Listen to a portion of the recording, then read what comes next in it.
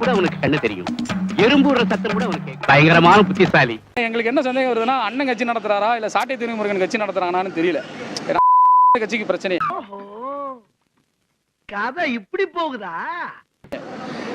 அடிக்க பாயிறாரு, அப்ப சலசலப்பாகுது, மாத்தி மாத்தி சீமான நாங்களும் கேள்வி கேட்கிறோம், அவரே நான் பதில் சொல்றேன், மாத்தி மாத்தி. வேட்பாளர் இந்த சத்யாவுடைய பவர் ஏஜென்ட். அப்போ 6 தொகுதிக்கும் பயணிச்சிருக்காப்புல வேட்பாளர் கூட. அப்போ 6 தொகுதியில் இருக்கிற பிரச்சனைகள் இதெல்லாம் தெரியும்.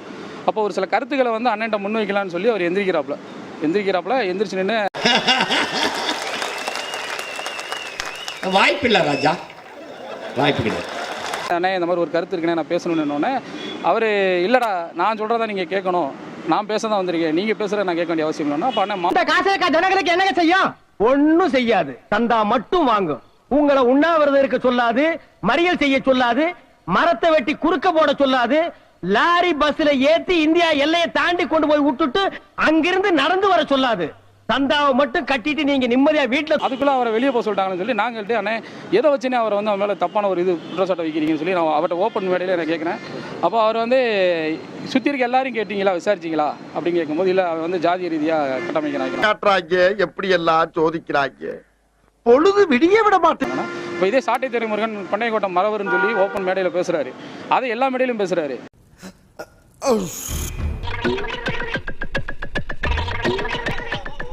என் தம்பி சொன்னதை மட்டும் நீங்கள் எடுத்து பேசுறீங்க அப்படின்னு சொல்லி பேசும்போது சாட்டை துரைமுருகன் அடிக்க போயிடுறாரு, மேடையில் உட்காந்துருக்காரு, அவர் அடிக்க பாயிறாரு. அப்போ பஞ்சாயத்து பேச நான் இருக்கேன், நீ யாரா குறுக்க பேசுறதுக்கு?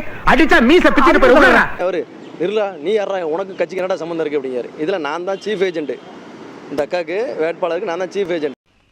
யாரா நீ? ஏன்பா பெரியவங்க கொஞ்சம் மரியாதையா பேசுப்பா. போடா, என் தகப்பனையே வாடா போடாம உன்னை என்னடா சொல்றது? இது என்ன பிரமாதம்? இதை விட பெசலைட் ஒண்ணு இருக்கு, கூவுடா. இது ஏன் கட்சிரா, இருக்க நேரில் வெளியே போடா அப்படிங்காரு. அதெல்லாம் இதுக்கு மேலே நமக்கும் தன்மானம் இருக்கலாம். அண்ணாச்சி நான் வெளியே போறேன். என்னடா சவுண்ட் கொடுக்குறீங்க? தலைவரை பொதுக்குழு கூட்டி இருக்கிறோம், தொண்டனுக்கு பதில் சொல்லித்தான் ஆகணும். என்ன நீ பெரிய தொண்டை, தினம் 5 ரூபாய் டீ செலவுக்கு என்கிட்ட வாங்கிட்டு போற, உனக்கு நான் பதில் சொல்லணுமா?